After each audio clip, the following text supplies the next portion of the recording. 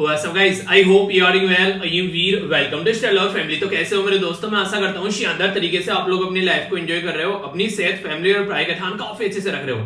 बहुत शानदार, बहुत उम्दा और एक बड़ी प्यारी सी बात बोली गई है। बोला गया कि trust your journey, the universe has a plan. अगर जिंदगी में आप लोग अपने काम पर फोकस करते रहोगे ना और आगे बढ़ते रहोगे, उसको कभी छोड़ोगे नहीं, तो कहीं ना कहीं आप लोग कभी ना कभी एक सही पोजीशन पर जरूर पहुंच जाओगे, भले ही आप लोग कछुए की चाल पर चल रहे हो। देखिए जिंदगी में ना कई सारे लोग ऐसे होते हैं कि बहुत तेज दौड़ते हैं पर लेकिन एक जगह जाके रुक जाते हैं और फिर पीछे आके बढ़ते हैं। पर लेकिन अगर आप लोग रियलिटी में अपनी सही तरीके से अपनी जिंदगी को लेकर चल रहे हो और आप लोग अपना जो काम कर रहे हो उसमें खुद आप लोग ट्रस्ट कर रहे हो कि हम पूरी मेहनत से काम कर रहे हैं, यानी कि खुद को भी ट्रस्ट होना चाहिए यार। आप लोगों को लगना चाहिए कि हाँ हमने आज पढ़ाई की अच्छे से, ठीक है, जो भी काम कर रहे हो कि हाँ हमने ये काम किया है। अगर आप लोग खुद सेटिस्फाई हो, अपने दिल पे हाथ रख के देखो कि हाँ हम लोगों ने काम ढंग से किया है, ठीक है। अगर आप लोगों को अंदर से ऐसी इंट्यूशन आती है कि हाँ आज मेहनत की है, तो इसका मतलब है कि आप लोग सही जा रहे हो। पर लेकिन अगर आप लोगों को भी लगता है कि नहीं यार पूरा दिल लगा के काम नहीं किया है और मेहनत की जा सकती थी, इसका मतलब खुद आप लोग अपने आप को चेक कर सकते हो। इसलिए मैं आप लोगों को हमेशा बोलता हूं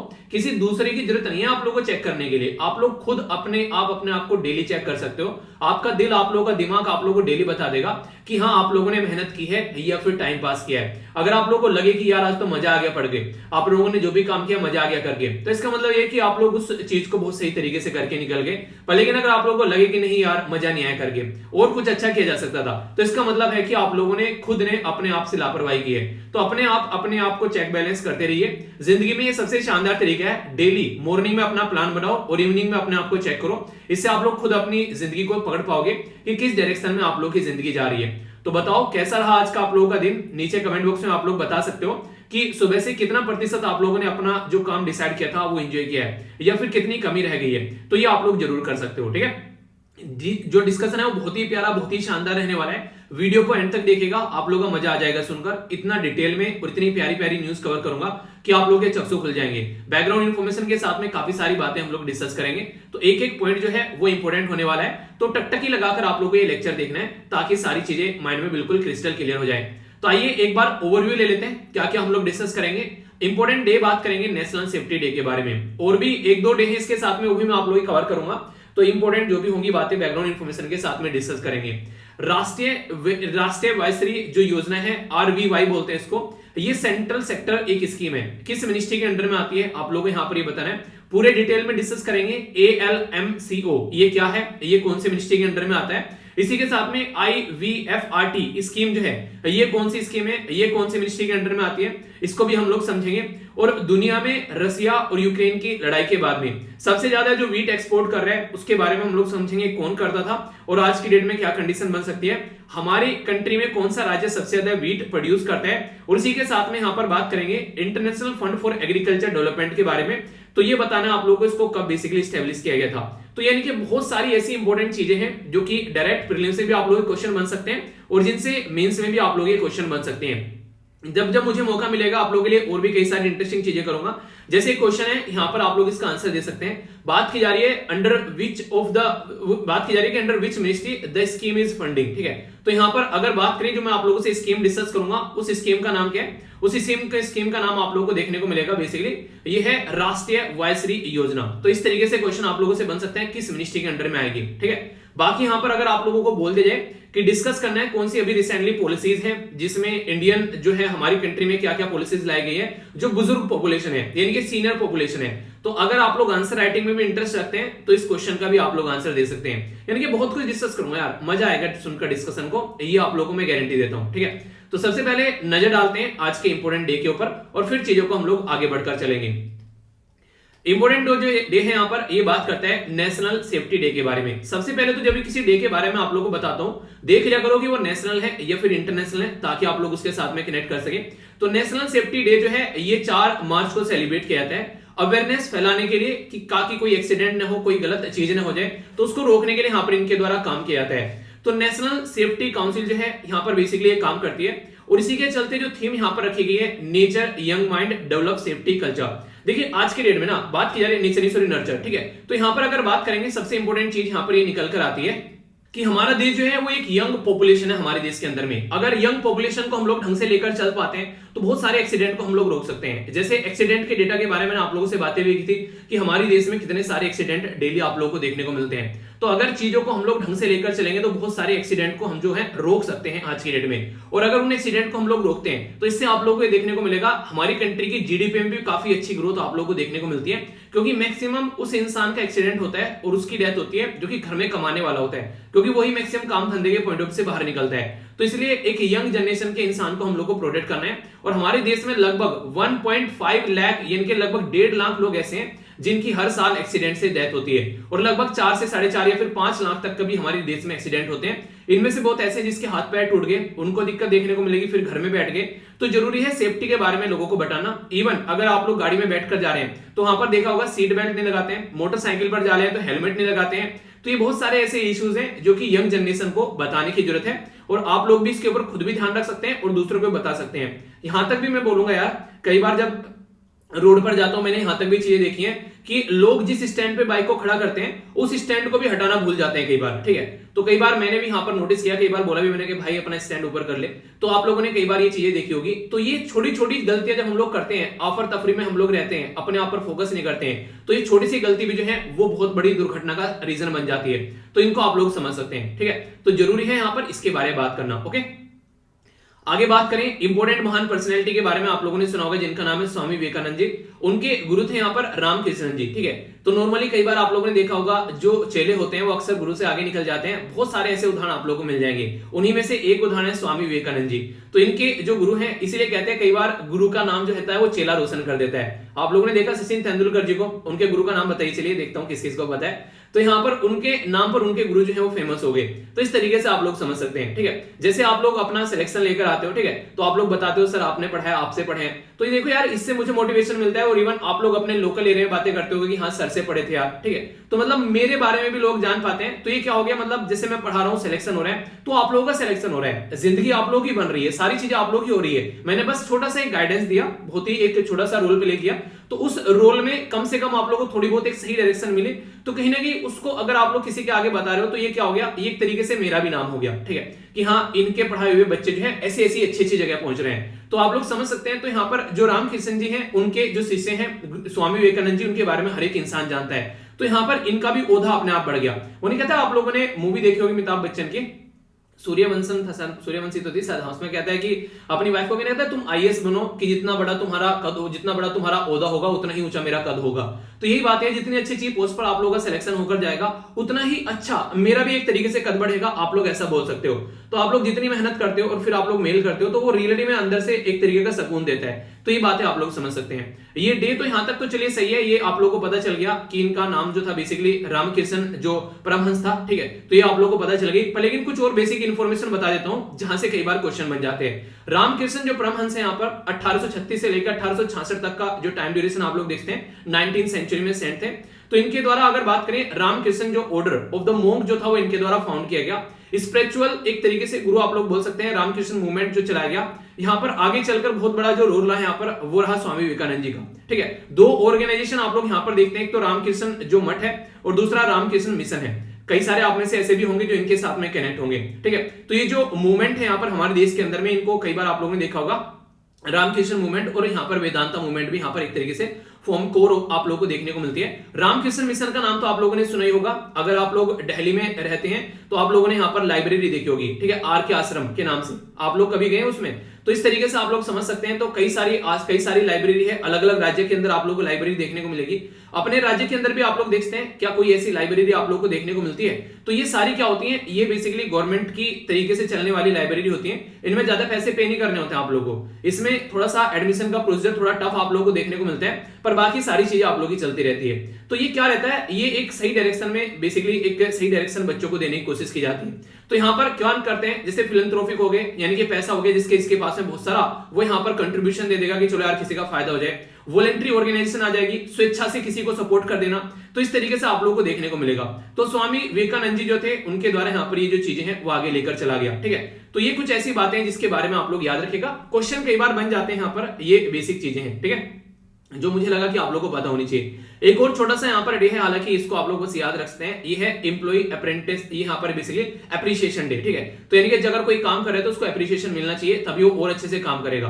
तो यहाँ पर 4 मार्च को सेलिब्रेट किया जाता है, और इससे क्या रहता है, एक जॉब देने वाले का और जॉब करने वाले के बीच में एक अच्छा कनेक्शन बनता है। तो हल्का सा आइडिया समझ सकते हैं। वैसे अगर आगे चलकर आप लोग वैसे में कहीं पर काम करते हैं तो आप लोगों का रिलेशन कैसा है उस इंसान के साथ में, तो उससे प्रोडक्टिविटी बढ़ेगी। और एक बात आप लोग यार हमेशा बोल दूं, आप लोग इस बात को याद रखना, कहीं पर भी अगर जिंदगी में काम करने जाओ ना, जितनी आप लोगों को सैलरी मिले, हमेशा सैलरी कितनी मिले उसके ऊपर आप लोगों का काम डिपेंडेंट नहीं होना चाहिए। आप लोगों को दिल खोलकर काम करना चाहिए अगर जिंदगी में आगे बढ़ते हो, यानी कि आप लोगों को फुल इफिशिएंसी के साथ में काम करना चाहिए। जिस दिन आप लोग अपने काम को अपनी सैलरी से तोलना स्टार्ट कर दोगे, उस दिन आप लोगों की जिंदगी की ग्रोथ रुक जाएगी। ये बात गांठ बांध लेना, जिंदगी में बहुत काम आने वाली है। तो कभी भी आप लोग पैसे के बेस पर अपनी सर्विस मत दो, अपनी सर्विस अपनी फुल इफिशिएंसी के बेस पर दो। बाकी पैसा तो आता जाता रहता है, ये तो चीजें चलती रहती हैं, ठीक है। आगे चलते हैं, इंपॉर्टेंट न्यूज है, काफी डिटेल में डिस्कस करूंगा और बहुत सारी बातें आप लोगों को यहां पर जानने को मिलने वाली है। हमारी सोसाइटी में बहुत सारे बुजुर्ग लोग आप लोगों ने देखे होंगे, तो बुजुर्ग लोग जैसे जैसे एज बढ़ती है तो बहुत सारी दिक्कतें आने लगती है। चलने में दिक्कत हो गई, खाना खाने में दिक्कत हो गई, घूमने में दिक्कत होने लगी, अपना कई सारी बीमारियां लग जाती हैं, तो वो सारे इश्यू देखने को मिलने लगते हैं। तो इसी के चलते हमारी कंट्री में एक स्कीम है जिसको बोलते हैं यहाँ पर राष्ट्रीय, ये वयश्री योजना इसको बोला जाता है। बेसिकली ये स्कीम जो है जो बुजुर्गों के लिए है, बुजुर्गों को सही डायरेक्शन देने के लिए, ताकि उनकी जिंदगी जो है थोड़ी सी आसान बन जाए। वैसे तो एज के साथ में बहुत सारी प्रॉब्लम होने लगती है, पर लेकिन जिंदगी को थोड़ा सा आसान बनाने के लिए कई सारे काम भी यहाँ पर किए जाते हैं। तो हमारी कंट्री में जो यूनियन सोशल जस्टिस और एम्पावरमेंट मिनिस्टर हैं, जिनका नाम है डॉक्टर वीरेंद्र कुमार, ठीक है, तो उनके द्वारा इनोग्रेट किए गए कई सारे जो कैंप्स वगैरह, और उसमें कई सारी ऐसी डिवाइस हैं जो डिस्ट्रीब्यूट की गई। अगर कोई चल नहीं पा रहा है उसको छड़ी दे दी, सुन नहीं पा रहा है उसको कान में लगाने वाली डिवाइस दे दी, उस तरीके से चीजें। तो ये इंपॉर्टेंट है, इसके बारे में याद रखिएगा। तो मिनिस्ट्री कौन सी होगी यहाँ पर, आंसर आप लोगों को मिल गया यहाँ पर सोशल जस्टिस एंड एम्पावरमेंट, आप लोगों को यानी कि आंसर इसका ए हो गया, ठीक है। इसी के साथ में अगर कुछ लिखना आप लोग चाहते हैं तो आप लोगों को लगता है थोड़ा टाइम है, अब की बार का प्रीलिम्स नहीं देना है, आगे के लिए तैयारी कर रहे हैं, तो क्वेश्चन के आंसर आप लोग लिख दिया करो। बहुत ही डिटेल में पीआईबी के द्वारा ये न्यूज भी कवर की गई, इसलिए मुझे लगा उसी तरीके से आप लोगों को यहाँ पर बताता हूं। तो लगभग अभी यहाँ पर इनके द्वारा यहाँ पर ये 3759 यानी कि 37 करोड़ के करीब यहाँ पर इनके द्वारा भी इस पर्टिकुलर मुद्दे पर जो है पैसे लगाए गए, ताकि चीजों को अच्छे लेवल पर यहाँ पर ये डिस्ट्रीब्यूट किया जा सके महाराष्ट्र के अंदर में। तो ये जो स्कीम है इसके बारे में कुछ बातें आप लोग याद रखिएगा, जो एग्जाम में भी क्वेश्चन आप लोग का बन सकता है। एक पर्टिकुलर ऑर्गेनाइजेशन है जिसके बारे में याद रखिएगा, आर्टिफिशियल लिम्ब मैन्युफैक्चरिंग कॉर्पोरेशन, ठीक है। तो ये यहाँ पर एक ऐसी ऑर्गेनाइजेशन जो कि आर्टिफिशियल लिम्स वगैरह इनके जो एक तरीके से जो पार्ट्स होते हैं उनको ये क्या करती है, मैन्युफैक्चर करती है। और ये पब्लिक सेक्टर कॉर्पोरेशन है हमारी कंट्री में, जो कि ministry of social justice and empowerment के अंडर में आता है। तो लोगों को हेल्प करने में ये काफी बड़ा रोल प्ले यहाँ पर करता है। तो ये एक ऐसी ऑर्गेनाइजेशन है जो कि आप लोग काफी बड़ा रोल प्ले करती नजर आएगी। अब कुछ इंपॉर्टेंट बातें यहाँ पर देखिए, जैसे कई बार आप लोगों ने सुना होगा यहाँ पर रजिस्टर कर लो तो आप लोगों को इतना जो है टॉक टाइम मिल जाएगा उसके अंदर में, ठीक है। तो ऐसे यहाँ पर बोला गया, अगर यहाँ पर रजिस्टर किया जाता है तो यहाँ पर 40 पर रजिस्ट्रेशन, यहाँ पर बेसिकली थोड़ा सा उसमें मतलब कमीशन टाइप ऑफ चीज आप लोगों को देखने को मिलती है। हालांकि ये कोई पूछ नहीं रहा आप लोगों से। तो ये स्कीम क्या है, जैसे आप लोगों को यहाँ पर ये इस तरीके की डिवाइस मिल गई, कान में लगाने वाली डिवाइस मिल गई, या व्हील चेयर वगैरह ये सारी चीजें मिल गई। तो जो चल नहीं पा रहा है उनके लिए यहाँ पर ये सारी चीजें ऐसी आप लोगों को देखने को मिलती रहती है। तो आने वाले टाइम में इस स्कीम को और अच्छे लेवल पर इंप्लीमेंट किया रहा है, तो इसके चलते यहाँ पर आप लोगों को चीजें देखने को मिलेगी। ये जरूर याद रखिएगा, आर्टिफिशियल लिम्स मैन्युफैक्चरिंग कॉर्पोरेशन जो है ये एक पीएसयू है जो कि ministry of social justice and empowerment के अंडर में आता है। ये अपने ही काइंड का एक अलग तरीका एक ऑपरेशन हमारे देश में चलाया गया, ताकि लोगों को जो भी दिक्कत है उससे उनको फायदा पहुंचाया जा सके। ये बातें देखने को मिली। कुछ बेसिक बातें मैं आप लोगों से बता देता हूं जो कि आंसर राइटिंग में भी आप लोगों को फायदा पहुंचाएगी और आप लोगों से डायरेक्ट प्रीलिम्स में क्वेश्चन भी बन सकते हैं। जैसे पूछ लें यहाँ पर इस स्कीम में कितने प्रतिशत महिलाओं को पार्टिसिपेट करने की कोशिश की जाती है, तो बहुत इंपॉर्टेंट ये पॉइंट है यहाँ पर। लगभग 30% यहाँ पर बेनिफिशियरी कोशिश की जाती है कि महिलाएं रहे, ठीक है, ठीक है। और इसी के साथ में एक मुद्दा यहाँ पर ये गरीबों के लिए है। अगर कोई अमीर है, अच्छा खासा कमाने वाला है, वो तो अपनी जिंदगी को सुधार ही लेगा, पर लेकिन सोचो कि कोई गरीब तबका है सोसाइटी का, तो बिलो पॉवर्टी लाइन के लिए यहाँ पर ये काफी इंपॉर्टेंट स्कीम बन जाती है, जिनका एक सही तरीके से जिंदगी नहीं चल रही है। तो राष्ट्रीय वयश्री जो योजना है यहाँ पर, ये कैसी स्कीम है, तो सेंट्रल सेक्टर स्कीम है। मतलब क्या हो गया, सेंट्रल गवर्नमेंट सारा पैसा देगी, स्टेट गवर्नमेंट से कुछ भी नहीं लेगी। तो ये काफी एक इंपॉर्टेंट मुद्दा यहाँ पर बन गया, जिसके चलते यहाँ पर ये एक प्रॉपर में इंप्लीमेंट की जा रही है। पर लेकिन ऐसा मत समझिएगा सेंट्रल गवर्नमेंट पैसा देगी तो यहाँ पर स्टेट गवर्नमेंट का कोई मतलब नहीं रहता है। इंप्लीमेंट करने में स्टेट गवर्नमेंट काफी बड़ा रोल प्ले करती है। तो सीनियर सिटीजन जो वेलफेयर फंड है यहाँ पर, उसके थ्रू यहाँ पर इसको इंप्लीमेंट किया जा रहा है। तो ये डायरेक्ट स्टेटमेंट देकर क्वेश्चन बनने वाली चीज हो जाती है। और ये मैंने बताया दिया, आर्टिफिशियल लिम्ब मैन्युफैक्चरिंग कॉर्पोरेशन जो है यहाँ पर, ये basically ministry of social justice and empowerment के अंडर में आती है, जो इसको इंप्लीमेंट करती है। मेन क्राइटेरिया क्या है यहाँ पर, बीपीएल का परिवार का इंसान होना चाहिए, ठीक है, जो कि यहाँ पर एक तरीके से अगर बात करें जो ऑथोरिटी है वो इसको एक बार बता देती है कि हाँ ठीक है ये पर्सन, इसको ये स्कीम का फायदा मिलना चाहिए। तो इस तरीके से आप लोग चीजों को देख सकते हैं। अब यहाँ पर कुछ ऐसा डेटा मैं आप लोगों को प्रस्तुत करने जा रहा हूं जो बहुत ही इंपॉर्टेंट आप लोगों के लिए होगा। यहाँ पर आने वाले एग्जाम में आप लोगों से ऐसे क्वेश्चन कई बार बन जाते हैं। अगर 2011 के सेंसस यानी कि जनगणना के बारे में मैं आप लोगों से बात करूं, जो कि आप लोग सुन सकते हैं ढंग से, 2011 की जो जनगणना है यहाँ पर, अब 2021 की जनगणना अभी हमारे पास में आएगी। अभी हम लोग 11 का ही डेटा यूज कर रहे हैं, ठीक है। एग्जाम में भी 11 का ही डेटा आएगा क्योंकि 21 के भी प्रस्तुत नहीं की गई है। तो इसके बेस पर ये माना था कि सीनियर सिटीजन इन इंडिया लगभग 10.38 करोड़ है, यानी कि लगभग 10 करोड़ के करीब हमारे देश में सीनियर सिटीजन है। और मोर देन 70% जो पॉपुलेशन है सीनियर सिटीजन की, वो गांव वाले एरिया में रह रहे हैं, यानी कि शहर वाले एरिया में ओनली 30% सीनियर सिटीजन रहते हैं। रीजन भी है, आप लोग खुद ही देख लो, अपने मम्मी पापा जो गांव में रहते हैं, बाबा दादी, उनको बोलो कि शहर में चलना है तो वो एकदम मना कर देंगे, क्योंकि यार शहर की लाइफ ना बड़ी हौच पौच सी रहती है। एक छत के नीचे इंसान पड़ा हुआ है। अब गांव में तो किसी भी घर में जाके बैठ जाते हैं, किसी से भी जाकर बातें कर लेते हैं, अपने कहीं पर भी अपना एंजॉय करते रहते हैं, आराम से खाते पीते रहते हैं, तो एक बंधा बंधा इंसान नहीं रहते हैं। पर शहरों में नॉर्मली आप लोग को देखने को मिलता है। तो गांव वाले लोगों को नॉर्मली ये चीजें पसंद नहीं आती है। गांव वालों के क्या बेसिकली मैं आप लोगों को बताऊं, जब मैं पहली बार गांव से निकल गया तो वहां पे सब कुछ खुला खुला, अच्छा खासा घर, बहुत ही एक तरीके से अच्छी खासा स्पेस, पर कभी खेतों में घूम के आ रहे हैं अपना सब अच्छा, कभी छत पे चले गए। यहाँ पर छत तक नहीं होती है कई बार लोगों की, अगर फ्लैट वगैरह में आप लोग रह रहे हो तो ये सिचुएशन आप लोगों को देखने को मिलती है। तो बुजुर्ग लोग जो है ना, वो एक काफी लंबे समय से उस एरिया में रह रहे हैं, तो वो एक तरीके से रम गए हैं उस चीज के साथ में, तो वैसे भी निकलना पसंद नहीं करेंगे यहाँ पर। तो इसलिए मैक्सिमम पॉपुलेशन आप लोगों को गांव में देखने को मिलेगी। 70% जो सीनियर पॉपुलेशन है वो गांव में, और 30% शहरों में देखने को मिलेगी। एक साइजेबल परसेंटेज लगभग 5.2% जो है सीनियर सिटीजन जो है वो किसी न किसी तरीके की डिसेबिलिटी से सफर कर रहे हैं। कोई चल नहीं पा रहा है, कोई ढंग से बैठ नहीं पा रहा है, ठीक है, कोई देख नहीं पा रहा है, कोई सुन नहीं पा रहा है। तो ये ऐसी बहुत सारी दिक्कतें देखने को मिलेगी। तो यहां पर इनको फायदा पहुंचाने की बात की जा रही है, और अभी हम लोग इन चीजों का प्लान कर रहे हैं। प्लान क्यों कर रहे हैं? क्योंकि ये माना जा रहा है कि आने वाले टाइम में लगभग 2050 तक का, आज के में आप लोग अपनी एज देखो, ठीक है, जैसे आप लोग आज के में 2022 में खड़े हुए हो, ठीक है, और मान लीजिए आज आप लोग की एज जो है 20, 25 या फिर 30 के अंदर हो सारे। अब 50 में 50 साल के आप लोग हो चुके होंगे सारे, ठीक है। तो समझ सकते हैं आप लोग इस तरीके से। तो कहने का मतलब यहां पर ये हो गया कि अगर आज की डेट में 30 के एयर फेयर में अगर एज चल रही है, 25-30 इसके एयर फेयर में चल रही है, तो 20 साल बाद यहां पर 50 साल के हो जाएंगे। तो एक आगे थोड़ा सा और बढ़ती है, एक वृद्ध जन की कैटेगरी में दुनिया आनी स्टार्ट हो जाएगी।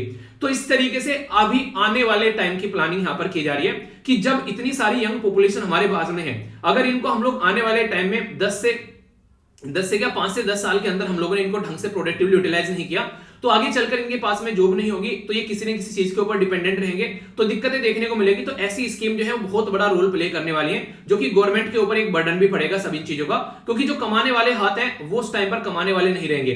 तो अगर उन्होंने एक अपनी यंग जनरेशन को ढंग से यूटिलाइज नहीं किया होगा, तो ये बड़ी दिक्कत आने वाले टाइम में देखने को मिलने वाली है। इसलिए कहते हैं कि जवानी में कुछ ना कुछ काम कर अपना काम चला लेना चाहिए, वरना बुढ़ापे में दिक्कतें देखने को मिलती है। इवन अपना दूसरे को तो बच्चे छोड़ो, अपने खुद के बच्चे जो है आजकल में माँ बाप को जो है वृद्ध आश्रम में छोड़ाते हैं। बहुत सारी मूवीज आप लोगों ने देखी होंगी, बहुत सारे सीरियल्स वगैरह में इस तरह की चीजें देखी होंगी। तो ये होता क्या है, दिक्कत ये होती है कि इंसान जो है वो खुद अपने पैरों पर खड़ा नहीं हो पा रहा है, और वो एक तरीके से माँ बाप को बोझ समझने लगता है। एक तो ये दिक्कत है, और दूसरी हाई प्रोफाइल सोसाइटी में रहने वाला इंसान, उसको ये लगने लगता है कि माँ बाप जो है वो एक तरीके से उनके साथ में नहीं एडजस्ट कर पाएंगे, तो भाई साहब उनको उठाकर कहां डालाते हैं, उनको वो उठाकर वृद्धाश्रम में डालाते हैं। माँ बाप को भी उसको बचपन में यहाँ पर बेसिकली नहीं कहते, एक तरीके से अनाथ आश्रम में डाल देना चाहिए था, तो इंसान सुधर जाता। पर लेकिन चलो जो भी है, बदतमीजी ये है, पराकाष्ठा पार हो जाती है। बिलो पॉवर्टी लाइन जो कैटेगरी के बारे में आप लोग बात करें, तो यहाँ पर एज रिलेटेड जो भी डिसेबिलिटी है, कोई सुन नहीं पा रहा है, कोई चल नहीं पा रहा है, किसी के दांत टूट गए, तो ये सारी चीजें यहाँ पर देखने को मिलती है। तो ये सारे मुद्दे यहाँ पर देखने को मिलेंगे, जिसको इंप्लीमेंट करने की बात की जा रही है और चीजों को सुधारने की बात की जा रही है। कुछ और बातें हैं यहाँ पर आप लोगों के सामने। यहाँ पर अभी रिसेंटली यहाँ पर चीजों को इवेल्युएट किया जा रहा है, कई सारे कैंप्स लगाए जा रहे हैं, और यहाँ पर उनको आइडेंटिफाई करके जो भी पार्टिसिपेशन है स्टेट और डिस्ट्रिक्ट लेवल पर काम करके यहाँ पर चीजों को इंप्लीमेंट किया जा रहा है। नेशनल अगर बात करें हमारे देश के अंदर में टोटल मिलाकर जो एज है वो 80 साल से अगर ऊपर होती है, तो तब यहाँ पर एक ऐसी कैटेगरी यहाँ पर हो जाती है जिनके डोर स्टेप पर भी यहाँ पर ये डिवाइस पहुंचा रहे हैं, यानी कि 80 साल से ऊपर हो चुके हैं, वो ऐसे घर से नहीं निकलेगा। तो आज तक की डेट में आप लोग ये भी देखने को मिलेगा, 80 साल में तो इंसान टिक भी नहीं पाता है। बहुत सारे लोग ऐसे आज के डेट में 60-65 में निकल लेते हैं, ठीक है। तो रीजन है खान पान और रहन सहन ऐसा हो गया है, जिसकी वजह से दुनिया भर की बीमारी लग जाती है, और एक्टिविटी कम होती जा रही है इंसान की, जिसकी वजह से और दिक्कतें देखने को मिलती है। तो जो इंसान आज के डेट में बुढ़ापे में अच्छा खासा चलते हैं, घूमते फिरते हैं, उनका जिंदगी जो है थोड़ी सी हंसी खुशी में रहती है, टेंशन में नहीं गुजरती है, तो उनकी जिंदगी आप लोग को अच्छी चलती हुई नजर आएगी। और मान लीजिए कोई यहाँ पर बीड़ी सिगरेट तंबाकू इन सब चीजों को भी सेवन कर रहे हैं, ऊपर से खाना पीना अच्छा नहीं है, ठीक है, और भी कई सारी बीमारी, सांस की बीमारी या फिर कोई और बीमारी चल रही है यहाँ पर, तो फिर दिक्कतें बढ़ने लगती है यहाँ पर। तो इस तरीके से चीजें समझना जरूरी है। अगर बात करूं यहाँ पर कुछ और बातें, तो हमारे देश के अंदर में अगर कोई सिटीजन को यहाँ पर ये बातें मिलनी है, तो सबसे पहले तो वो एक इंडियन सिटीजन होना चाहिए, कोई एज का जिसको यहाँ पर ये फायदा मिलेगा। 40% लगभग यहाँ पर एक तरीके से डिसेबिलिटी का सर्टिफिकेट उसके पास में होना चाहिए। अर्निंग जो है यहाँ पर जहां पर भी वो रहता है, ठीक है, 20,000 पर मंथ से ज्यादा नहीं होनी चाहिए, ठीक है, या फिर जिनके ऊपर डिपेंडेंट है उनकी भी अर्निंग इससे ज्यादा नहीं होनी चाहिए। और इसी के साथ में पिछले 3 साल में उसको कोई फायदा ना हो, और इसी के साथ में अगर कोई बच्चा है यहाँ पर बिलो द 12 एज, उसके लिए 1 साल से उसको कोई फायदा ना मिला हो, तो उसको इस स्कीम का फायदा यहाँ पर मिलता हुआ नजर आएगा। तो ये कुछ ऐसी बेसिक चीजें हैं जिसके बारे में आप लोग याद रख सकते हैं, कल को क्वेश्चन बन जाए तो आप लोग इनके बारे में समझ सकते हैं। एक आप लोग को याद होगा मैंने एक स्कीम के बारे में बात बताया था जिसको मैंने SAGE, ठीक है, तो वो आप लोग याद रख लीजिएगा, उससे क्वेश्चन बन सकता है। जिसको मैंने senior care ageing growth engine बोला था, वो इनिशिएटिव था जिसमें हम लोगों ने बातें की थी कि नए नए इनिशिएटिव स्टार्ट किए जा रहे हैं, जिसके बेस पर यहाँ पर आज के दिन में कई सारे फायदे देखने को मिलेंगे पेरेंट्स को, उसके चलते यहाँ पर, ठीक है। एक maintenance and the welfare parents and the senior citizen जो एक्ट था 2007 का, कि कल को चलकर अगर माँ बाप के साथ में कोई बुढ़ापे में छेड़खानी कर रहा है, उनको केयर नहीं दे रहा है, तो उसके ऊपर सजा भी हो सकती है, तो वो भी मैंने आप लोग को बताई थी। तो कुछ ऐसी चीजें जिनके बारे में भी आप लोग याद रख सकते हैं। कई बार क्वेश्चन बन जाते हैं, छोटी छोटी चीजें पर लेकिन क्वेश्चन बन जाए तो पता होना चाहिए, ठीक है। तो बेसिक है तो इंपॉर्टेंट भी है, पर याद रखिएगा, ठीक है। बहुत ही उम्दा आर्टिकल है, ध्यान से सुनिएगा, बहुत सारी बेसिक चीजें बताने वाला हूं और कई सारी चीजें आप लोगों को पता भी होना चाहिए। जैसे यूक्रेन और रशिया के बीच में लड़ाई हुई, तो ये आर्टिकल बेसिकली यहां पर कवर किया गया द हिंदू के द्वारा भी और अलग अलग न्यूज़पेपर के द्वारा कवर किया गया। जैसी लड़ाई हुई वैसे यहां पर जो गेहूं का प्राइस है वो यहां पर बढ़ गया। आप लोग देखते हैं गेहूं का प्राइस जो है यहाँ पर कितना सारा एकदम बढ़ गया, यहाँ पर ये एक्सपोनेंशियल ग्रोथ आप लोगों को देखने को मिलेगा। जैसे यहाँ पर लड़ाई की बातें चली और जैसे यहाँ पर अटैक किया, वैसे यहाँ पर ये रीजन आप लोगों का पहुंच जाएगा कि गेहूं जो है वो बहुत महंगा हो गया। अपने देश में आप लोगों को ये फील नहीं होगा, क्योंकि हमारे देश में हमारी खुशकिस्मती है कि हमारे किसान भाई बहन जो है अच्छा खासा एक तरीके से यहाँ पर देश के अंदर सामान उगा लेते हैं, ठीक है, तो इसलिए हमारे देश के लिए अच्छी चीजें हैं। पर लेकिन रियलिटी में अगर बात करें इंटरनेशनल लेवल पर अगर आप लोग जाएंगे, बहुत सारे देश ऐसे हैं जो कि सारी चीजें जो हैं वो बेसिकली दूसरे के ऊपर डिपेंडेंट उनकी रहती है। अपनी जिंदगी में वो कुछ ही नहीं कर पा रहे, मतलब अपनी जिंदगी में क्या बोलूं, बेसिकली उनके वहां पर ऐसी जगह ही नहीं है। मान लीजिए कोई ऐसा है रसिया जैसा देश, ठीक है, तो रसिया जैसे देश में फिर भी एक तरीके से माहौल ऐसा बन रहा है चलो कि वो उगा पा रहे हैं गेहूं को, ठीक है। पर लेकिन कई सारे देश ऐसे हैं जहां पर नहीं हो पाती चीजें, मान लीजिए कोई रेगिस्तान में है तो वहां पर कैसे है, तो एक प्रॉपर कई सारे देश में अलग अलग चीजें उगती हैं, तो इस तरीके से समझ सकते हैं। अभी यहां पर मुद्दा क्या है, यहां पर मुद्दा अभी यहां पर यह है कि रसिया और यूक्रेन की जैसी लड़ाई हुई यहां पर, तो वीट का जो अपॉर्चुनिटी है मिल गई हमारे देश को कि हम लोग इसको एक्सपोर्ट कर सकते हैं, क्योंकि वहां से तो कोई व्यापार हो नहीं रहा है, सारी चीजें बंद हो चुकी हैं। और हमारे देश में 24.2 मिलियन टन जो है आज के में, यानी कि जितना हम लोग को चाहिए अपने लिए उसका 2 गुना हमारे पास में बफर स्टॉक में रखा हुआ है, तो इसको बेचकर हम लोग पैसा कमा सकते हैं, ऐसा बात बोलेगी यहाँ पर। तो काफी इंपॉर्टेंट क्वेश्चन आप लोग का बन सकता है प्रीलिम्स के लिए भी और मेंस के लिए भी, तो समझेंगे। पहले कुछ इंपॉर्टेंट चीजें आप लोग देखिए कि इंडिया मोस्ट जो वीट है वो कौन कौन से देश को जाता है, तो सबसे ज्यादा तो बांग्लादेश को हम लोग बेचते हैं, सबसे ज्यादा, फिर श्रीलंका को जाते हैं, यूएई को, फिलीपीन को, Indonesia, Nepal, Yemen, Qatar, south Korea, Oman, तो ये वो देश हैं जिनको हम लोग अपना गेहूं बेचते हैं। तो ये एक मोटा मोटा सा आइडिया आप लोग रखेगा, इन देशों को हम लोग अपना गेहूं बेचा करते हैं। अब यहाँ पर इन देशों को तो हम लोग गेहूं बेचते हैं, और सोचो अब उन देशों को जिनको रसिया और यूक्रेन गेहूं बेचा करते थे, अब वहां पर वो गेहूं नहीं बेच पाएंगे, तो उन देशों को भी हम लोग आने वाले टाइम में गेहूं बेच सकते हैं, क्योंकि रोटियां जो है वो सब खाना पसंद करते हैं। पसंद क्या, बेसिकली कई सारे लोग ऐसे हैं जिनका बिना रोटी के काम नहीं चलता है, कई सारे लोग ऐसे जो चावल खा के जिंदा रह लेते हैं, पर कई सारे लोग ऐसे जो बिना रोटी के काम नहीं चलते हैं, ठीक है, जिनमें से मैं भी एक हूं नॉर्मली देखा जाए तो मतलब हाँ ये ऐसी चीजें कि खा तो कुछ भी लेता हूं, पर लेकिन अगर बात करें मुझे 1 महीने तक रोटी नहीं मिलेगी, चावल ही चावल खाने, तो थोड़ा सा टफ हो जाता है, ठीक है। हालांकि पहले बहुत ज्यादा था ये जब घर पे रहा करते थे, पर लेकिन जैसे जैसे बाहर रहना स्टार्ट कर दिया और वो चीजें हो गई तो आदतें छूटनी स्टार्ट हो जाती है फिर, तो अब चीजें नॉर्मल हो चुकी है काफी हद तक, ठीक है।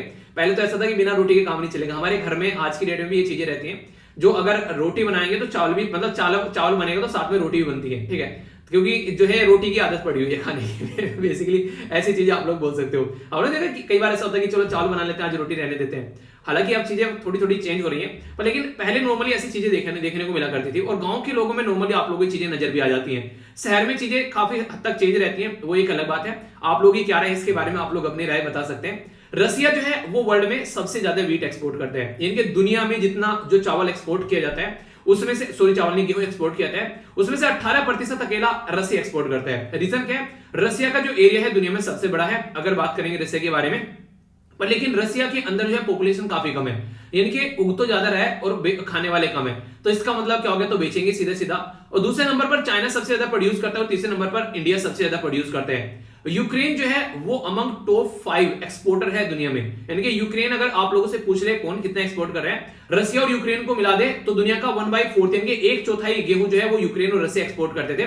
तो सोचो यहाँ पर दुनिया में से 1/4 एक्सपोर्ट जो है वो खत्म हो गया, और अब यहाँ पर जो लोग जो है दूसरे वो एक्सपोर्ट कर सकते हैं। तो सबसे ज्यादा रसिया एक्सपोर्ट करता है, फिर यूएसए, फिर कनाडा। ये वो देश आप लोगों को देखने को मिलेंगे जिनका एरिया तो काफी बड़ा है पर लेकिन पॉपुलेशन ज्यादा नहीं है, तो इसके बेस पर यहाँ पर ये इतना खा नहीं पाते हैं तो फिर उसको बेचते ही हैं। फ्रांस और यूक्रेन तो टॉप 5 एक्सपोर्ट करने वाले देश हैं, जबकि टॉप 5 अगर प्रोड्यूस करने में चाइना और इंडिया दूसरे तीसरे नंबर पर हैं, पर लेकिन एक्सपोर्ट तो कर ही नहीं पाएंगे। क्यों? क्योंकि दुनिया में सबसे ज्यादा पॉपुलस कंट्री कौन सी है? चाइना, और दूसरे नंबर पर है इंडिया।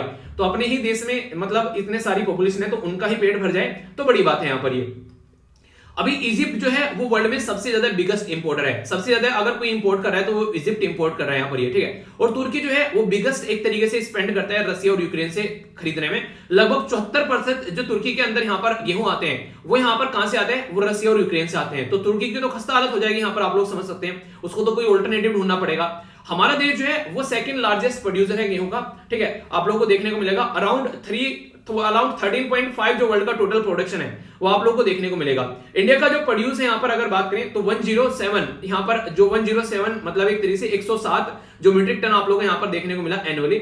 और इसी के साथ में अगर बात करें इंडिया जो है वो इवन लेस देन है अगर 1 से अगर बात करें एक्सपोर्ट में हम लोग 0.14% थे, अभी यहाँ पर 0.54% हो गए। ये क्यों? क्योंकि जनता इतनी है यार, हम अपने देश का पेट पाले वही बहुत बड़ी बात है, बेचने की बात की है, ठीक है। तो सेंटर जो पूल है अभी हमारे पास में काफी है, कई बार तो सड़ जाता है गेहूं रखा पर लेकिन अब यहाँ पर उसको यूटिलाइज करने की बात की जा रही है, तो एक अच्छी बात आप लोग यहाँ पर बोल सकते हो, ठीक है। बाकी देखिए अगर कोई एग्रीकल्चर के बारे में आप लोगों से बातें करें ना तो हमारे देश में ऐसा नहीं है कि काम नहीं किया गया है, ठीक है। आप लोगों ने नॉर्मली देखा होगा कई सारी चीजें काम किया था। जैसे अगर बात करें यहाँ पर एग्रीकल्चर में ग्रोथ के बारे में तो सबसे पहले डिमांड बात करते हैं, सप्लाई बात करते हैं और पॉलिसी का सपोर्ट भी होना चाहिए, ठीक है। आप लोगों ने नॉर्मली देखा होगा जैसे जेनेटिकली मॉडिफाइड क्रॉप लाई जाती है, प्रॉपर मैकेनिज्म के थ्रू काम किया जाता है, इरिगेशन फैसिलिटी होनी चाहिए, ग्रीन रिवोल्यूशन होना चाहिए, इरिगेशन यानी कि सिंचाई की फैसिलिटी होनी चाहिए। और ग्रीन रिवोल्यूशन ने हमारे देश की जो कंडीशन है वो चेंज करके रख दी थी। पर लेकिन पॉपुलेशन भी है काफी ज्यादा, एक्सपोर्ट भी तभी होता है अगर पॉपुलेशन कम हो, ज्यादा देश के अंदर ना हो, और फेवरेबल एक तरीके से डेमोग्राफी होनी चाहिए, तभी जाकर हमारे एक तरीके से क्रेडिट की फैसिलिटी किसानों को मिलनी चाहिए, एमएसपी प्रॉपर मिलना चाहिए, ठीक है, प्रॉपर स्कीम आनी चाहिए और प्रॉपर एक्सपोर्ट किया जाए व्हीट और चावल को, तो तब आप लोगों को एग्रीकल्चर में ग्रोथ देखने को मिलेगा। इसमें सबसे बड़ा जो मुद्दा हमारे देश में रहा वो है बेसिकली ग्रीन रिवॉल्यूशन का। आप लोगों ने सुना होगा हमारी कंट्री में नारा दिया गया जय जवान जय किसान, तो उसमें पूरा फोकस था कि हम अपनी कंट्री को फोर्स को सिक्योर बनाएं और अपनी एग्रीकल्चर को सिक्योर बनाएं। क्योंकि एक टाइम ऐसा था कि यूएसए ने हमारे को एक तरीके से गेहूं दिए थे और वो गेहूं जो था वो इस दरिद्र क्वालिटी का था कि उनके वहां पे वो बेसिकली सुअर को गेहूं डाला करते थे अपने यहाँ पर, और वो हमारे यहाँ पर जानवरों को गेहूं खिलाने वाला उन्होंने हमको दिया था। तो दूसरे के ऊपर डिपेंडेंट रहोगे तो इस तरह की हरकतें करता हुआ नजर आएगा। तो तभी हमारी कंट्री में ग्रीन रिवॉल्यूशन यहाँ पर लाया गया 1960s में। ऑब्जेक्टिव ये था कि प्रोडक्शन बढ़ाया जाए अपने देश में और दूसरे के ऊपर डिपेंडेंसी कम हो। दुनिया में 2 इंसान का नाम जरूर याद रखिएगा जब ग्रीन रिवॉल्यूशन के बारे में बात करते हैं। तो यहाँ पर जो अगर एग्रीकल्चर फादर के बारे में बात करेंगे तो यहाँ पर है ये नॉर्मन बोरलॉग, ठीक है। तो ये मेक्सिको के साइंटिस्ट थे और अपनी कंट्री के कौन है जो एग्रीकल्चर के फादर, वो है एमएस स्वामीनाथन, इनका नाम जरूर याद रखेगा। तो यहाँ पर किस तरीके से हम लोग गेहूं और चावल का प्रोडक्शन बढ़ा सकते हैं उसके ऊपर यहाँ पर काम किया गया। और इंटरनेशनल लेवल पर भी एक इंपॉर्टेंट ऑर्गेनाइजेशन है जो इस फील्ड में काम करती है, ये भी आप लोगों को पता होना चाहिए। इस ऑर्गेनाइजेशन का नाम क्या है? इसको बोलते हैं international fund for agriculture development, जो कि 1977 में बनाई गई थी एक गरीबी को मिटाने के लिए, भुखमरी और इन सब चीजों को रिड्यूस करने के लिए, ठीक है।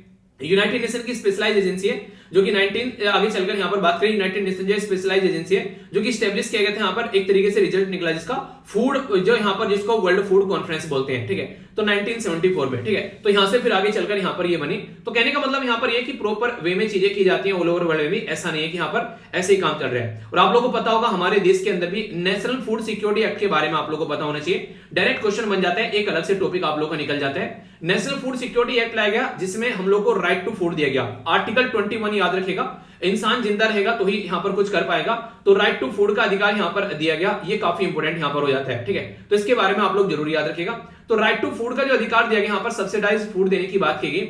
यहाँ पर 2/3 इंडियन पॉपुलेशन को, यानी कि जितनी पॉपुलेशन है उसका 2/3 को यहाँ पर ये फायदा मिलेगा। 2013 में स्कीम को इंप्लीमेंट किया गया था। इसके अंदर कई सारी चीजें इंप्लीमेंट की जा रही थी, जैसे मिड डे मील स्कीम हो गया, इंटीग्रेटेड चाइल्ड डेवलपमेंट स्कीम हो गया, पब्लिक डिस्ट्रीब्यूशन सिस्टम, और यहाँ पर एक तरीके से मैटरनिटी बेनिफिट भी दिए गए, यानी कि ऐसी वुमेन जिनको जच्चा और बच्चों को ध्यान में रखते हुए काम कराया जाए। तो ये चीजें आप लोग को देखने को मिलेगी, ठीक है। ये बेसिक हो गई। ये तो मैंने बाहर की चीजें बता दी, कई सारी आप लोग एक्स्ट्रा ये कहां पर कितना प्रोड्यूस हो रहा है, हमारे देश में क्या क्या है, प्रीलिम्स के रिलेटेड इंपॉर्टेंट फैक्ट हो गए। अब कुछ ऐसी बातें हैं जो कि अपने देश के बारे में हम लोग बात करेंगे। ग्रीन रिवॉल्यूशन मैंने अभी आप लोगों को बता दिया। तो ग्रीन रिवॉल्यूशन ने हमारे देश में जो बेसिकली रबी क्रॉप होती है उसके ऊपर काफी फोकस दिया, जिसमें खासकर गेहूं और चावल पर काफी फोकस दिया। जब अगर गेहूं के बारे में बात करें, अगर नॉर्थ इंडिया से आप लोग बिलोंग करते हैं तो आप लोगों को पता होगा कि एक रबी क्रॉप है यहाँ पर जो कि सर्दियों में उगाई जाती है यहाँ पर। जैसे जैसे आप लोगों ने देखा होगा नॉर्मली जैसे गन्ने की जो कटाई है वो कंप्लीट होने लगती है, तो उसके बाद में आप लोगों ने देखा होगा गेहूं का बोना यहाँ पर स्टार्ट कर देते हैं, ठीक है। तो इसके बाद में फिर आगे चलकर ये अप्रैल और जो मई के महीने में खासकर ये कटना स्टार्ट होता है, जो अच्छी खासी मतलब गर्मी रहती है जब ये पकता है। जो रेन की जरूरत होती है ये 75 से लेकर 100 सेंटीमीटर की जरूरत होती है। और जो मिट्टी है यहाँ पर वो basically fertile Lumi clay Lumi आप लोगों को देखने को मिलेगी, जो गंगा और सतलज वाले प्लेन में आप लोगों को नजर आ जाती है। तो इसलिए याद रखिएगा, इंपॉर्टेंट है यहाँ पर, अगर आप लोग एक किसान के परिवार से आते हैं और आप लोग के एरिया में गेहूं उगाए जाते हैं तो ये बड़े ही एक नॉर्मल से क्वेश्चन इंटरव्यू में आप लोगों से पूछ लेंगे यूपीएससी के अंदर में। तो अगर आप लोग इनको ढंग से बता पाओगे तो अच्छी सी चीजों को लेकर चल पाओगे। टॉप जो व्हीट प्रोडक्शन किया जाता है तो उत्तर प्रदेश हो गया, पंजाब, हरियाणा, मध्य प्रदेश, राजस्थान, बिहार और गुजरात, ये टॉप 5 राज्य हैं जहां पर गेहूं प्रोड्यूस किए जाते हैं। उत्तर प्रदेश टॉप पर है, पंजाब और हरियाणा आप लोगों को पता ही है, मध्य प्रदेश, राजस्थान, बिहार और गुजरात, तो इनके नाम आप लोगों को याद रखने हैं। तो कई बार इंक्रीजिंग या फिर डिक्रीजिंग ऑर्डर में अगर आप लोगों को लगाने के लिए आ जाते हैं, कई बार स्टेट पीसीएस के अंदर में आप लोग फिर कंफ्यूज हो जाते हो। तो कंफ्यूज आप लोग को बिल्कुल भी नहीं होना है भाई, इनको थोड़ा सा याद रखिएगा, ठीक है। तो यार इसको थोड़ा सा अपना देख लिया करो, इस तरीके की जो चीजें होती हैं। आगे बात करता हूं यहाँ पर इंपॉर्टेंट फैक्ट्स, यहाँ पर व्हीट के बारे में अगर कोई आप लोगों से पूछ ले तो हमारी कंट्री में कई सारी स्कीम चलाई गई है इससे रिलेटेड, जैसे micro management mode of agriculture, national food security mission, इसी के साथ में राष्ट्रीय कृषि विकास योजना। तो ये आप लोगों को देखने को मिलेगा। और हमारे देश में नॉर्थ इंडिया और यहाँ पर इसी के साथ में नॉर्थ वेस्ट के अंडर में काफी बड़ा रोल प्ले करता है अगर व्हीट के बारे में बात करें खाने के तौर पर। और ये एक तरीका अनाज की जो फसल है यहाँ पर गेहूं, ये बिल्कुल बेसिकली सेकंड है यहाँ पर अगर बात करें चावल के बाद में। यानी कि सबसे ज्यादा चावल खाए जाते हैं आप लोगों को पता होगा कोस्टल एरिया में काफी लार्ज स्केल पर और मैक्सिमम लोगों को। अच्छा आप लोगों से पूछो गेहूं खाना ज्यादा पसंद करते हो? गेहूं मतलब गेहूं नहीं मतलब रोटी, ठीक है। और दलिया भी आप लोग खा सकते हो, गेहूं का दलिया भी अच्छा लगता है, वो आप लोगों को जिससे गर्मी आती है तो ठंडा भी रहता है, ठीक है। ओट्स वगैरह का दलिया आप लोग खा सकते हो। ये कुछ ऐसी डाइट है जो मेरी एक तरीके से मतलब मेरी लाइफ का काफी बड़ा पार्ट रहती है, जैसे गेहूं का दलिया हो गया, ठीक है, और इसी तरीके से ओट्स वगैरह हो गया, ठीक है, साबूदाने की खीर हो गई। ये सारी चीजें ऐसी रहती है जिनको लाइफ में आप लोग अपना पार्ट बना सकते हैं। इससे आप लोग की बॉडी में भी ठंडक रहेगी और खासकर आप लोगों की हेल्थ भी अच्छी रहेगी। और ये इतना भी नहीं कि बहुत महंगा होता है, सस्ते भी रहते हैं, आसानी से आप लोग की पॉकेट पर भी ज्यादा नेगेटिव इंपैक्ट नहीं पड़ेगा। तो मोटे मोटे तौर पर बोलो तो आम के आम और गुटलियों के दाम, ऐसा आप लोग बोल सकते हैं। तो पूरा बहुत ही इंपॉर्टेंट आर्टिकल था, सारी डिटेल में मैंने बता दी कहां कहां हम लोग एक्सपोर्ट कर रहे हैं, कहां कहां कौन कौन सी कंट्री ज्यादा उगा रही है, इसी के साथ में यहाँ पर कौन कौन सा देश सबसे ज्यादा खरीद रहा है, एग्रीकल्चर में ग्रोथ आप लोग कैसे ला सकते हैं, इसी के साथ में व्हीट के बारे में बात करें हमारे देश में कहां पर उगाया जाता है, कुछ और बेसिक बैकग्राउंड इन्फॉर्मेशन व्हीट के बारे में हम लोगों ने यहाँ पर जो ग्रीन रिवोल्यूशन के बारे में बात कर ली और नेशनल फूड सिक्योरिटी एक्ट के बारे में बात कर ली। तो दुनिया भर की स्कीम मैंने इसके अंदर कवर कर दी और कई सारी आप लोगों के जो फैक्ट है इंपॉर्टेंट वो कवर कर लिए। ये ऐसी चीजें जिनसे कई बार आप लोगों से एग्जाम में क्वेश्चन पूछे गए और आगे भी पूछे जाएंगे, तो ये मत बोलना क्वेश्चन कहां से आ गया, ठीक है। आगे चलते हैं।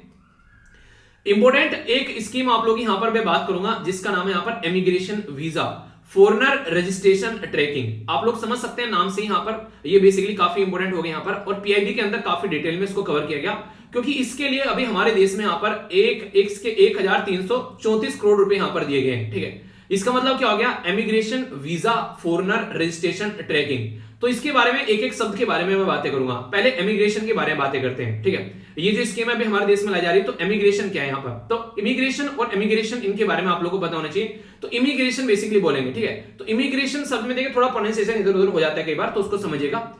अगर बात करें कोई अपने देश में से निकलकर दूसरे देश में जा रहे हैं, मान लीजिए यहाँ पर इंडिया है, ठीक है, तो इंडिया से ये इंसान निकला और यहाँ पर ये कहां पर पहुंच गया, ये पहुंच गया यहाँ पर इस पर्टिकुलर कंट्री के अंदर में, ठीक है। तो आप लोग समझ सकते हैं यहाँ पर ये क्या हुआ, तो जहां से ये निकला है और जहां पर ये पहुंचा है, तो दोनों को आप लोगों को डिफरेंस समझना है, ठीक है।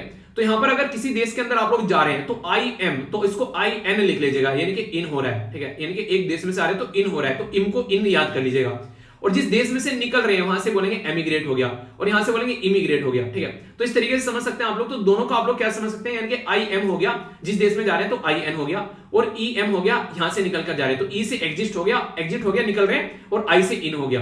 तो ये आप लोग इतनी सी बात तो कम से कम याद रखिएगा। जैसे बात की जा रही है when did you immigrate to the जो कनाडा, यहां पर बोला गया, इसी तरीके से यहां पर बोला गया ब्राजील से कब आप लोग यहां पर एमिग्रेट हुए, ठीक है। तो दोनों शब्द हो गए यहाँ पर। इनमें कुछ डिफरेंस मैं आप लोगों को बता देता हूं क्योंकि इनके ऊपर क्वेश्चन भी कई बार पूछे जाते हैं, तो थोड़ा सा इसको थोड़ा सा और एक्सप्लेन कर देता हूं आप लोगों को। जो ई वाला है यानी कि एमिग्रेशन अगर आप लोग बात करेंगे तो ये क्या होता है, ये इंडिविजुअल जब कोई मूव करता है आउट ऑफ द पॉपुलेशन, यानी कि एक पर्टिकुलर पॉपुलेशन में रह रहा है वहां से मूव करता है, ठीक है। इसमें क्या करेगा, एंटर करेगा किसी एक पॉपुलेशन में, तो यहां से निकलेगा और दूसरी पॉपुलेशन में एंटर करेगा।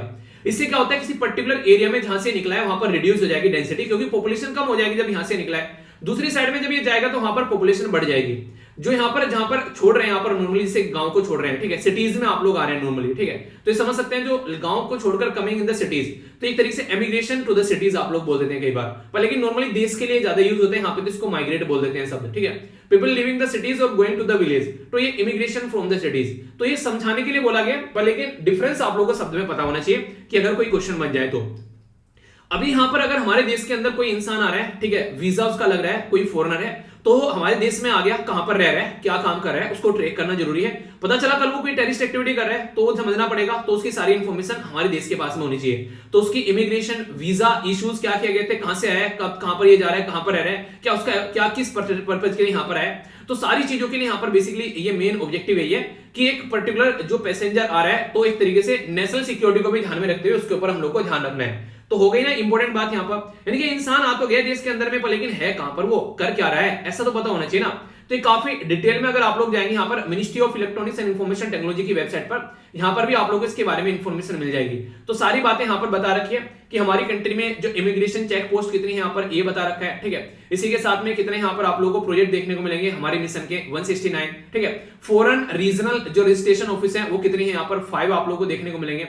फॉरेन रजिस्ट्रेशन ऑफिस कितने हैं उसके बारे में बताए गए अलग अलग स्टेट और यूनियन टेरिटरीज के अंदर में, तो ये सारी चीजें यहाँ पर बताई गई है। तो इसका मतलब क्या हो गया, इसका मतलब यह है कि इसके बारे में आप लोगों को एक मोटा मोटा आइडिया होना चाहिए। और अगर आप लोगों को रजिस्टर भी करना है, ट्रैकिंग करना है, तो सारी चीजों के लिए यहाँ पर इनके द्वारा प्रॉपर सिस्टम प्रोवाइड कराया गया, जहां पर जाकर आप लोग ये काम भी कर सकते हैं, ठीक है। तो ये आप लोगों को देखने को मिलेगा, पूरा एक सिस्टम क्रिएट किया गया जिसके थ्रू यहाँ पर चीजें देखने को मिलेगी। अब इस स्कीम के बारे में कुछ बातें मैं आप लोगों से पकड़ लेता हूं, जाके आप लोग यहाँ पर समझ सकें। गवर्नमेंट ऑफ इंडिया के द्वारा अभी यहाँ पर क्या किया गया, ये पर्टिकुलर स्कीम इंप्लीमेंट की जा रही है 1 अप्रैल 2021 से लेके 31 मार्च 2026 तक ये जाने वाली है। तो इसके लिए अभी यहाँ पर फाइनेंशियल ईयर में पैसा दिया गया है 1364 करोड़ रुपए। अभी यहाँ पर इसको मिशन मोड में इंप्लीमेंट किया जाएगा और इंप्लीमेंट करने वाली यहाँ पर मिनिस्ट्री ऑफ होम अफेयर, ठीक है। ये इंपॉर्टेंट हो जाता है, कभी आप लोग याद रखेगा। चलिए क्वेश्चन एक पूछता हूं, जब हमारे देश में अगर किसी को वीजा देना होता है तो कौन सी मिनिस्ट्री देती है, ठीक है। और इसी के साथ में आप लोगों को जब पासपोर्ट इश्यू हो जाता है तो कौन सी मिनिस्ट्री पासपोर्ट इश्यू करती है। ये दो छोटी छोटी सी इंफॉर्मेशन है, इसके बारे में बताइए, देखता हूं कौन कौन सी आंसर देता है। नेशनल ई गवर्नेंस प्लान जो है उसके थ्रू इंप्लीमेंट किया जा रहा है। एमिग्रेशन हो गया, वीजा एश्योरेंस हो गया, रजिस्ट्रेशन ऑफ फॉरेनर और ट्रैकिंग हो गया उनकी, तो ये सारे काम यहाँ पर करेगा ताकि यहाँ पर चीजों को ध्यान रखा जा सके। मॉडर्नाइज किया जा रहा है, चीजों को अपग्रेड किया जा रहा है, क्योंकि चीजें जो होती हैं अगर प्रॉपर वे में चलेंगी तभी फायदा रहेगा, वरना सारी चीजें ऐसी पड़ी रहती हैं, ठीक है। तो वीजा जो होता है यहाँ पर वो दिया जाता है एक तरीके से, तो उसके चलते यहाँ पर लोगों को ट्रेस किया जाए प्रॉपर वे में और सही सॉल्यूशन यहाँ पर निकलना चाहिए। तो हमारी कंट्री में यहाँ पर अगर बात करें तो आप लोगों को देखने को मिलेगा अभी फिलहाल के टाइम पर बात की जा रही है कि इंडिया जो कार्ड इशू कर चुका है ये लगभग 44 लाख थे यहाँ पर, ठीक है। अभी 64 लाख हो गए 2019 में। तो कंपाउंड एनुअल ग्रोथ जो है वो 7.7 का आप लोग को देखने को मिलेगा, यानी काफी लार्ज स्केल पर लोग जो है इस तरीके के आप लोग को नजर आएंगे। ये जो बातें यहाँ पर सारी लिखी हुई हैं वो बातें मैंने यहाँ पर आप लोगों को पीपीटी के अंदर भी डालकर दे दी है कि कितने कितने ऑफिस कहां पर खोले गए हैं, क्या क्या चीजें, वो सारे कोर ऑब्जेक्टिव मैंने भी आप लोगों को बता दिया सिक्योरिटी को स्ट्रेंथन करने का।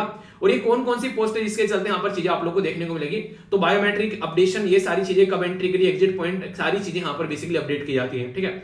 तो इसके चलते जो पैसा अभी यहाँ पर दिया गया इसकी वजह से ये जो स्कीम थी ये न्यूज में आ गई है। तो immigration visa foreigner registration tracking scheme के बारे में आप लोगों से कोई पूछ ले तो इसको आप लोगों को थोड़ा सा याद रखना है, ठीक है। तो ये छोटी सी इंफॉर्मेशन थी पर लेकिन इंपॉर्टेंट इंफॉर्मेशन थी, माइंड में आप लोगों की क्लैरिटी होनी चाहिए इसको लेकर, ओके।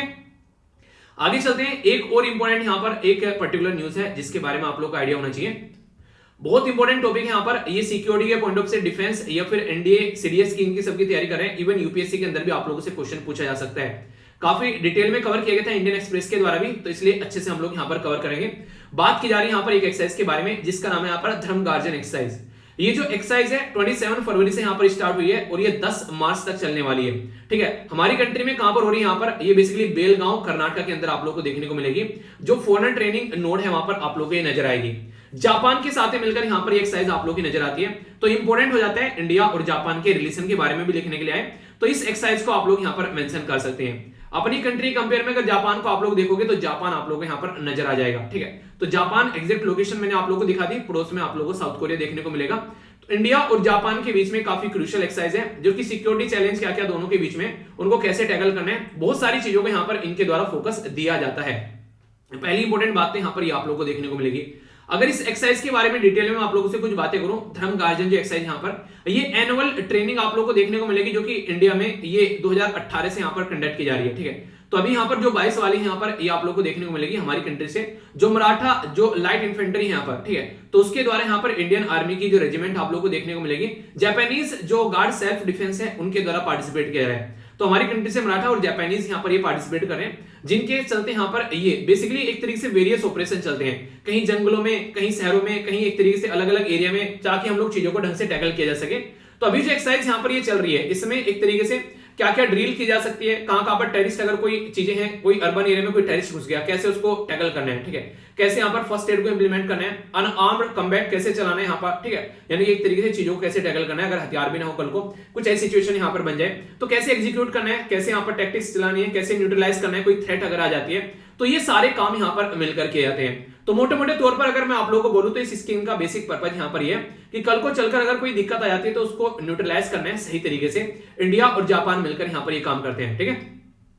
मिलिट्री एक्सरसाइज अगर इंडिया और जापान के बीच में आप लोग और बात करें, एक बहुत इंपॉर्टेंट है जिसके बारे में आप लोग याद रखते हैं, ठीक है, वो है क्वाड। क्वाड के बारे में आप लोगों ने सुना होगा, हालांकि मिलिट्री एक्सरसाइज नहीं है पर दोनों के बीच में डायलॉग है, तो इसके बारे में आप लोग याद रखिएगा। इसके बारे में कई बार क्वेश्चन भी आप लोगों से बन जाते हैं। देखिए क्वेश्चन अगर जहां जहां से बने ना, अगर वो वाले सारे टॉपिक आप लोग एक बार को माइंड में से निकाल लोगे तो फिर आप लोग कभी कोई दिक्कत देखने को नहीं मिलेगी। तो इसलिए चीजों को कोशिश करो कि आप लोग को इस तरीके से पढ़ो कि कल को चलकर कोई दिक्कत नहीं देखने को मिले, ठीक है, यानी कि टॉपिक को बिल्कुल शानदार तरीके से कवर कर लो, ताकि अगर कोई भी क्वेश्चन आप लोगों से पूछ ले तो आंख बंद कर भी आप लोग उस क्वेश्चन का आंसर दे सको। तो ये तरीका आप लोग का होना चाहिए। अभी यहाँ पर आप लोगों से बात किया मैंने क्वाड के बारे में, जिसमें इंडिया, ऑस्ट्रेलिया, जापान, यूएसए मिलकर काम करते हैं। ये सारे के सारे मेंबर आप लोगों को मालाबार एक्सरसाइज में देखने को मिल जाते हैं, ठीक है। तो इंडिया, जापान, ऑस्ट्रेलिया, यूएसए ये सब आप पार्टिसिपेट करते हैं। हालांकि ये जो एक्सरसाइज है याद रखिएगा 1992 में इंडिया और यूएसए के द्वारा स्टार्ट की गई थी एक्सरसाइज।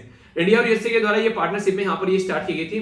काफी लंबे समय तक ये चीजें आगे चली, कुछ टाइम के लिए यहाँ पर हालांकि इसको बंद भी किया गया, फिर से स्टार्ट कर दी गई, फिर आगे चलकर इसमें अभी रिसेंटली जो है जापान ऐड हो गया, ठीक है, जापान ऐड हो गया इसके अंदर यहाँ पर 2015 के अंदर में। फिर आगे चलकर यहाँ पर इस एक्सरसाइज को और बढ़ाया गया और 2020 में यहाँ पर ऑस्ट्रेलिया को भी पार्टिसिपेट करना स्टार्ट कर दिया।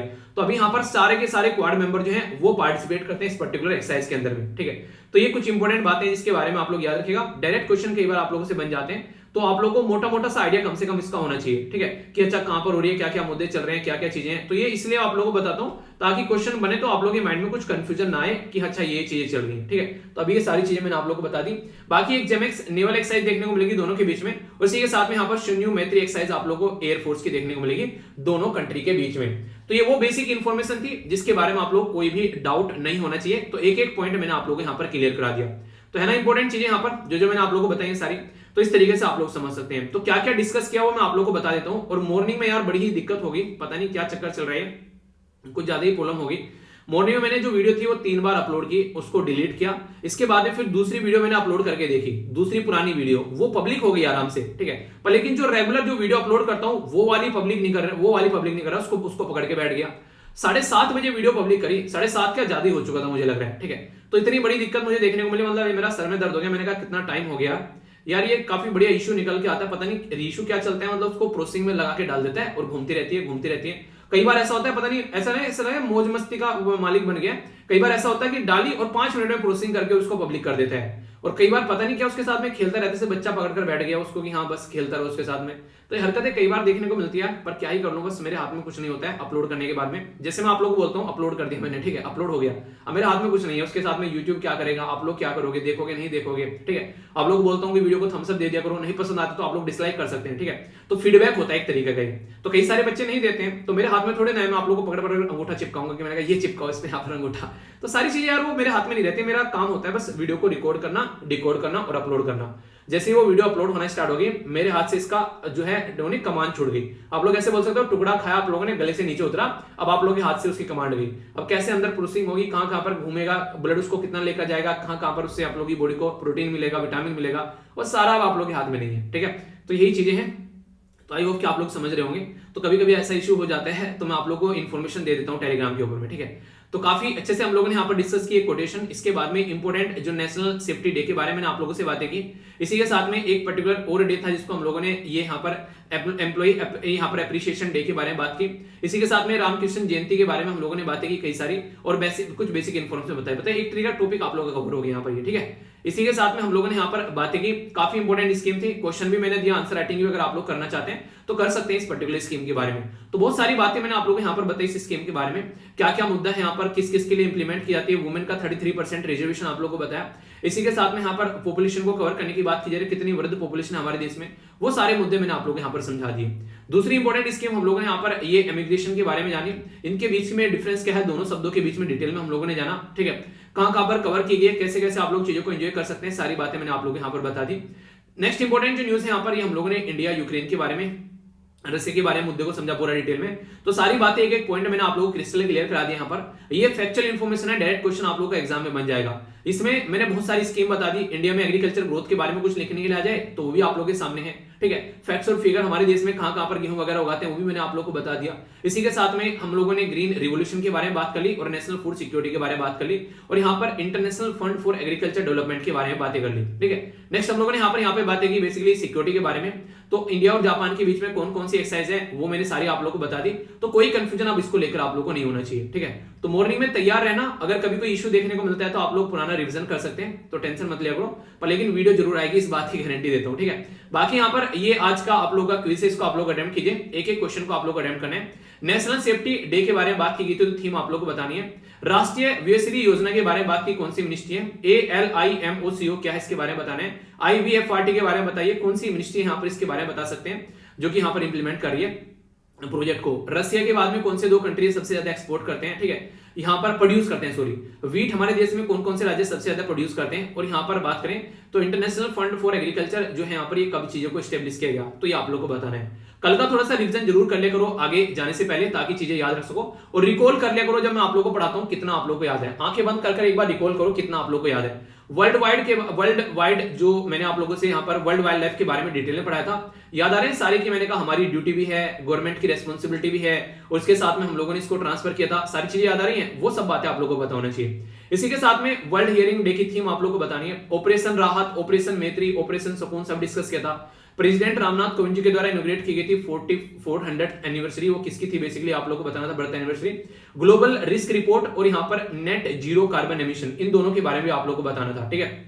तो इंपॉर्टेंट है, देखता हूं कौन कौन आंसर देता है। तो ये सारी चीजें मैंने आप लोगों से बेसिकली पूछी थी, आंसर एक बार इनके देख लेते हैं ताकि आप लोगों को पता रहे, और देखा करो एक बार आंसर तब देखा करो, पहले अपने आप आंसर दिया करो, ठीक है। आगे बात करते हैं यहाँ पर रिकवरी, एक तरीके से रिकवरिंग की स्पीसीज फॉर इकोसिस्टम रिस्टोरेशन, तो ये आप लोग यहाँ पर देखने को मिलेगा।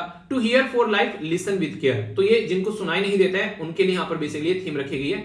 और ऑपरेशन राहत यमन का है, ये सारे ऑपरेशन मैंने आप लोगों को प्रोवाइड करा दिए थे टेलीग्राम पर। अगर आप लोग जाओगे तो यहाँ पर SLVpedia वाले चैनल पर मैंने आप लोगों को यहाँ पर ये प्रोवाइड भी करा दिए थे सारे ऑपरेशन, ठीक है, ये आप लोग देखते हैं, तो इनको आप लोग जाकर एक बार देख लेना, सारी चीजें मैंने वहां पर प्रोवाइड करा दी थी, ठीक है।